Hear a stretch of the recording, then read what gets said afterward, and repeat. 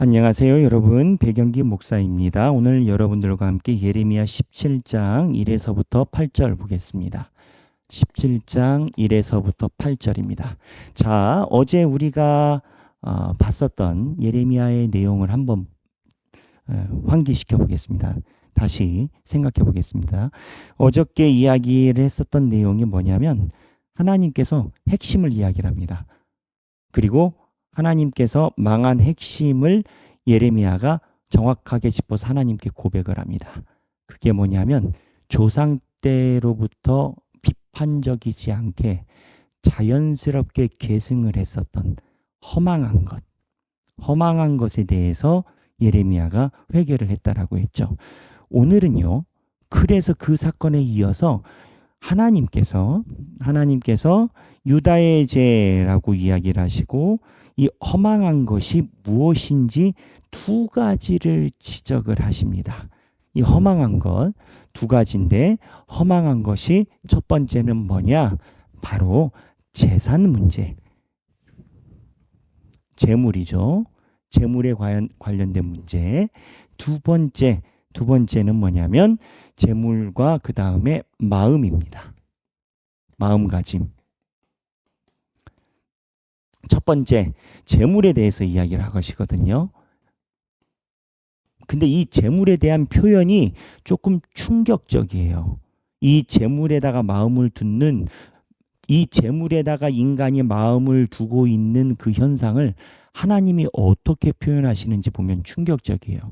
제가 먼저 설명을 드리면 성수 안에 우리 속죄라는 그 제사 방법이 있습니다. 우리는 아직 레위기를 안 했는데 레위기에 보면은 하나님께서 이야기를 하신 제사가 크게 5개가 있고 그 밑으로 작은 제사들이 좀 있거든요.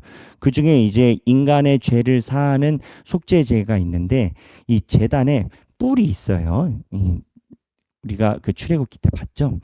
이 속죄는 우리가 예배를 드렸을 때, 그 다음에 하나님께 나의 죄를 사하기 위해서 동물 또는 여러 가지 식물 같은 거를 자기의 재산의 규모에 따라서 하나님께 드리면, 특히 동물을 잡으면 그 동물의 피를 제단에 있는 이제 뿔입니다. 뿔에다가 바르게끔 되어 있습니다.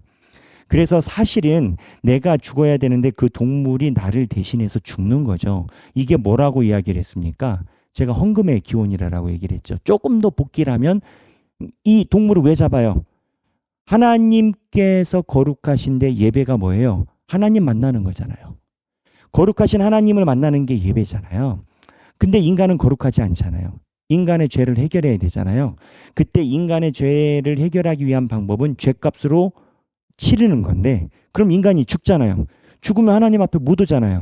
그러니까는 역설이 생기는 거죠. 하나님께서 이 문제를 해결하기 위해서 인간의 죄를 대신해서 가지고 온 동식물에게 전가시켜서 동물들이 대신 죽는 거죠.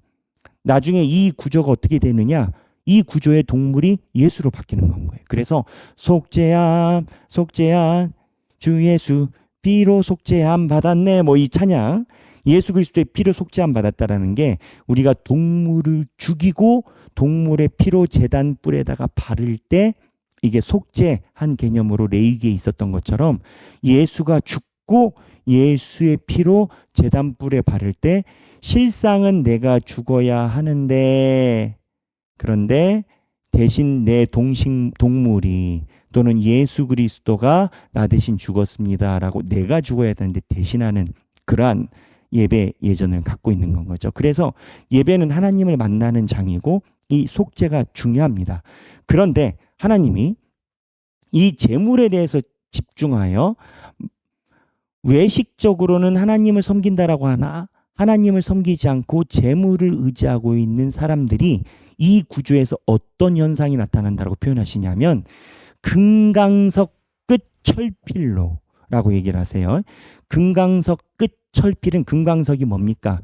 철 중에서 가장 강한 게 금강석이라고 합니다. 이 금강석이 목 같은 거겠죠. 이걸로 철필로 기록되되 그들의 마음판과 그들의 제단뿔의 세계 접근을 이스라엘 백성들이 가지고 있는 하나님을 의지하지 않고 재물을 의지하고 양반된 이질된 두 가지 마음을 품고 있는 것.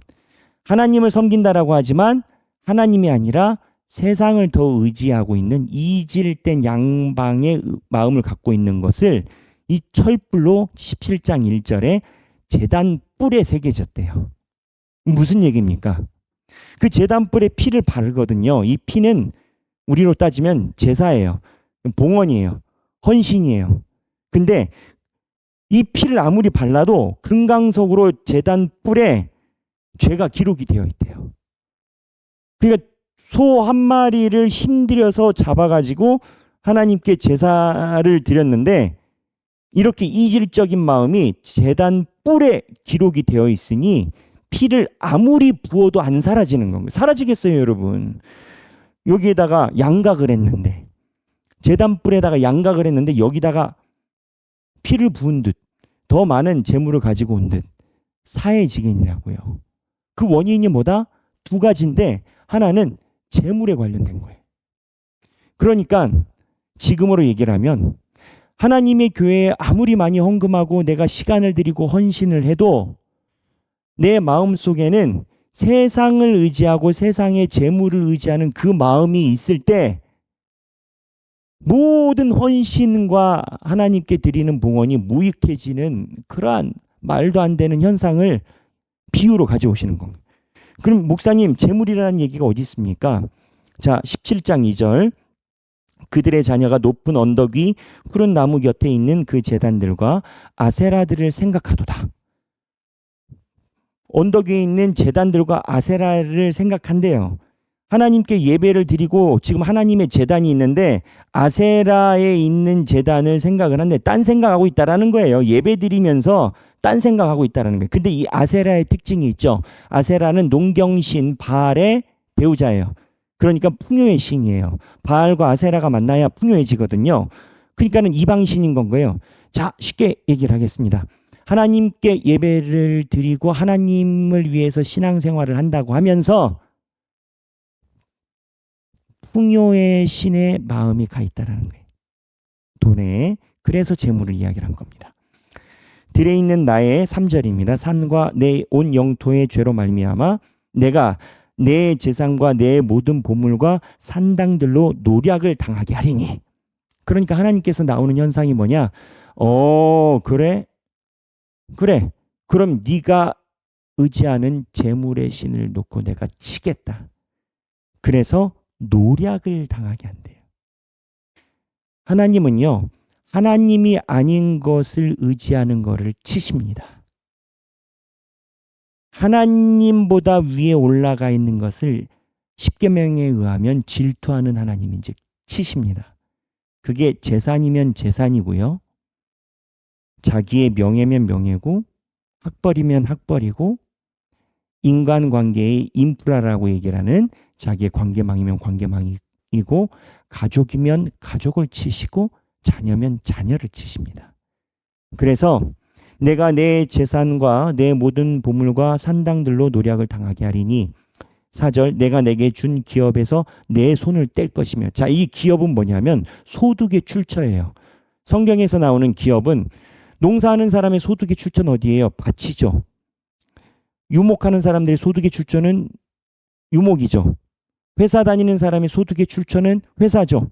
사업하는 사람의 소득의 출처는 자기의 사업성이죠. 그게 기업이에요. 그러니까 내가 내게 준 내 기업, 네 소득의 소산에서 내 손을 뗄 것이며 또 내가 너로 하여금 너의 알지 못하는 땅에서 내 원수를 섬기게 하리니. 소득을 다 떼버리고 공수로 돌려버리고 너희들이 그렇게 의지하는 이방 사람들, 우리말로 표현하면 예수 안 믿는 사람들 밑에다가 들어가 버리게 한다는 거예요.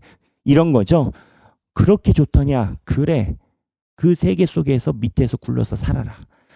성경입니다. 4절 이는 너희가 내 노를 맹렬하게 하여 영원히 타는 불을 일으켰습니다.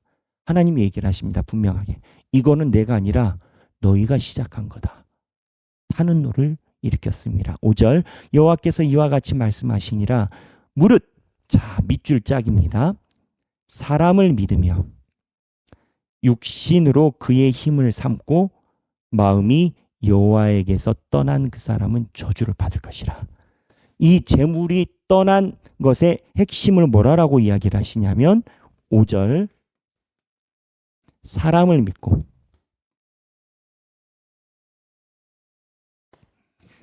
믿고 육신으로 그의 힘을 삼고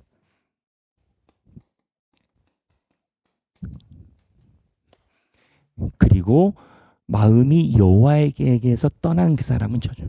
마음이 여호와에게서 떠난 사람. 3단계. 사람을 믿고 육신의 힘을 믿고 마음이 여호와에게서 떠난 사람이 재물을 의지한다는. 그러니까 이게 여러분 집중해서 제가 보는 이유가 있어요. 우리가 생각할 때는 아무것도 아니에요. 근데 우리가 생각한 대로 하나님이 보셔야지. 우리가 괜찮다라고 하는데 하나님이 안 괜찮으시면 불편한 거 아니겠어요? 아니, 불편한 게 아니라 하나님이 질투하는 하나님이시고 하나님 끈기가 있으시다니까요. 왜? 우리를 사랑하시니까 절대 포기하지 않아요. 그러니까 하나님이 나의 삶을 어떻게 보느냐가 중요한 건 거예요. 내가 우리 삶을 보는 것이 중요한 게 아니라 사람들이 나보고 잘 사네 어쩌네 아유 그래도 못 받았어. 아니 하나님이 나보고 복 받았다라고 이야기를 하셔야 복을 받는 거지. 사람들이 나보고 뭐 자식도 잘 되고 뭣도 잘 되고 복 받았다 좋은 얘기를 해준다 해서 그 평가가 맞냐라는 거예요. 그래서 오늘 보면 하나님의 시각으로 지금 이스라엘 백성들에게 말씀하시는 장면이 나와요. 6절 그는 사막의 떨기나무 같아서 좋은 일이 오는 것을 보지 못하고 사막에 있는 떨기나무는 생존율이 무지하게 낮다라고 합니다. 사막이니까. 그래서 광야 건조한 것, 건건한 땅, 사람이 살지 않는 땅에 살리라.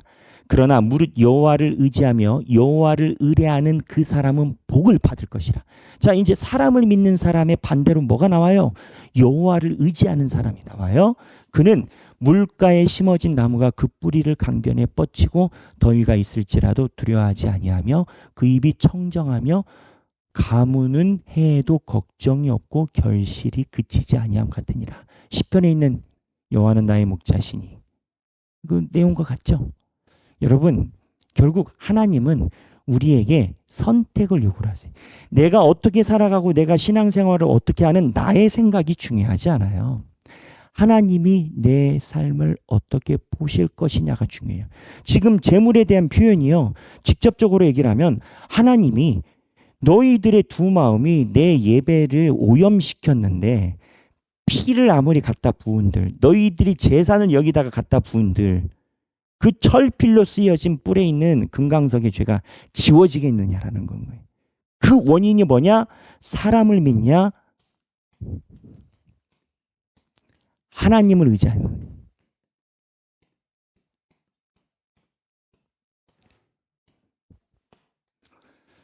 생각하기입니다. 오늘 이 내용을 듣고 포인트가 하나입니다. 사람을 의지하는가 하나님을 의지하는가에 대한 하나님의 지적 포인트를 듣고 여러분의 다짐도 좋고요. 기도도 좋고요. 또는 과거에 내가 사람을 의지했었는데 이게 내가 신앙생활 잘한다라고 생각했는데 하나님이 보실 때 아니었다라는 걸 알게 됐다라는 등 여러분들의 여러 가지 이 본문에 해당되는 마음 느낌을 나눠보시면 좋겠습니다. 오늘 17장 1에서부터 8절입니다. 제가 굳이 제목을 붙이자면 하나님의 시각에서 바라본 우리의 상태입니다. 행복한 성경 읽기 되시기를 바랍니다. 감사합니다.